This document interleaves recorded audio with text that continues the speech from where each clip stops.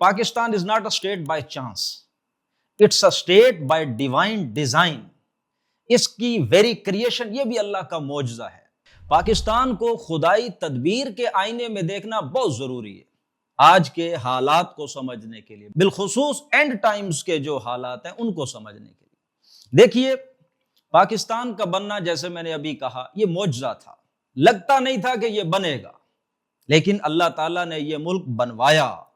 ابلیسی نقطہ نظر سے دیکھیں تو 20ویں صدی میں جتنے بھی ملک بنے ہیں وہ ابلیس کے پلان کے مطابق نیشن سٹیٹس کی جو اس کی آئیڈیالوجی تھی، اس کا جو ایک پولیٹیکل کانسیپٹ تھا، اسی کے مطابق بنے ہیں. لیکن انہی کے اندر ایک ملک بنا لا الہ الا اللہ محمد الرسول اللہ کی بنیاد پہ، کلمہ طیبہ کی بنیاد. یہ خصوصی طور پر اللہ کی مشیت کا نتیجہ. اللہ تعالیٰ نے اس سے خاص کام کروانا ہے. وہ جو ہم آج اس وقت اپنی آنکھوں سے دیکھ رہے ہیں، جو کام یہ پاکستان اب کرنے والا ہے، وہ ہے اسلام کا دفاع.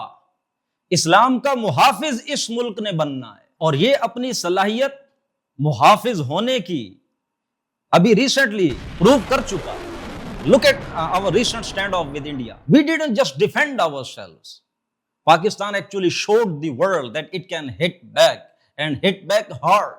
پاکستان کو اللہ نے نہ صرف معجزانہ طور پر بنوایا بلکہ اس کو معجزانہ طور پر ہی اتنا طاقتور بھی بنوایا. امریکہ کی گود میں ہم بیٹھے ہیں، اس نے ہمیں بیبی سٹ کیا ہے. ہماری برتھ کے فوراً بعد ہم اسی کی بلاک میں جا کر کھڑے ہوئے اور اس کی ہر الٹی سیدھی بات ہم نے مانی ہے.